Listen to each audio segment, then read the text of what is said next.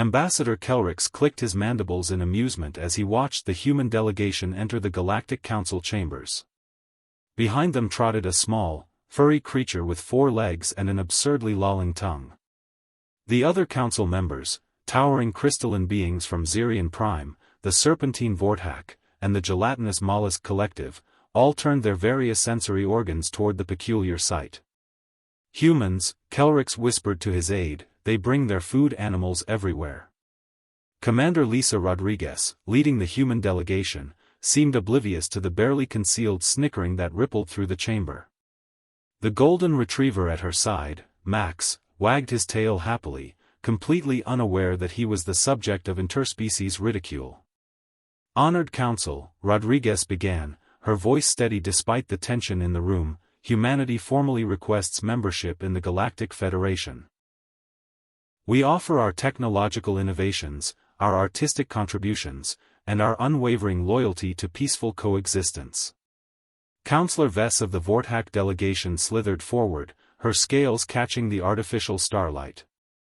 Tell us, human, why do you bring livestock to these sacred chambers? Are you perhaps hungry?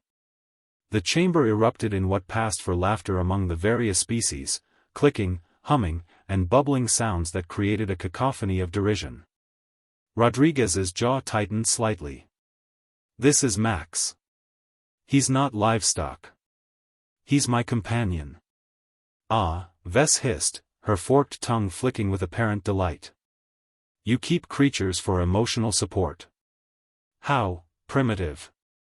The Zirion representative, a being of pure crystal whose voice chimed like wind through glass, added, we have observed this peculiar human trait. They form attachments to inferior species, treating them as equals. It suggests a fundamental flaw in their evolutionary development. Max, sensing the growing tension, pressed closer to Rodriguez's leg. She absently placed her hand on his head, fingers threading through his golden fur. Perhaps, Counselor Thrum of the Mollusk Collective gurgled, we should test this attachment. To better understand human psychology. Before Rodriguez could respond, Thrum extended a translucent pseudopod toward Max. The motion was swift, clearly intended to snatch the dog away from his human. What happened next would be discussed in xenobiology classes for centuries to come. Rodriguez moved with lightning speed, her hand shooting out to intercept the pseudopod. Her grip was firm enough to stop the alien appendage cold, but what truly shocked the council was the transformation in her demeanor. The diplomatic facade vanished, replaced by something primal and terrifying.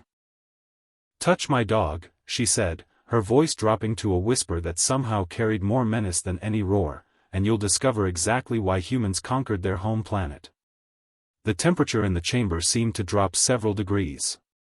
Rodriguez's eyes held a cold fury that made several council members unconsciously step back. But she wasn't finished. You want to understand human psychology, she continued, her grip still locked around Thrum's pseudopod. Let me explain something. This inferior species has been humanity's partner for over 15,000 years. They've died protecting our children, led us through darkness, and shown us what unconditional loyalty means. She released Thrum's appendage, and the mollusk quickly retracted it.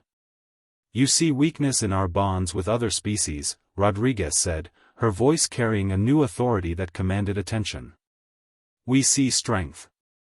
Every human who has ever loved an animal has learned to love something beyond themselves.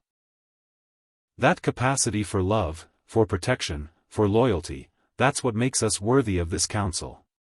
Max, still calm despite the tension, looked up at Rodriguez with absolute trust in his brown eyes. In your species' histories, she continued, I'm sure you'll find records of civilizations that fell because they couldn't unite, couldn't form bonds beyond their own kind. Humans learned long ago that survival depends on cooperation, not just with each other, but with any being willing to share that bond. The chamber fell silent. Kelrix found himself reassessing everything he thought he knew about humans. The creature, Max, wasn't a sign of weakness. He was proof of humanity's greatest strength, their ability to create family from any species willing to join them. Perhaps, Kelrick said slowly, we have much to learn from humans after all. Rodriguez smiled, her hand still resting protectively on Max's head. We're ready to teach, if you're ready to least.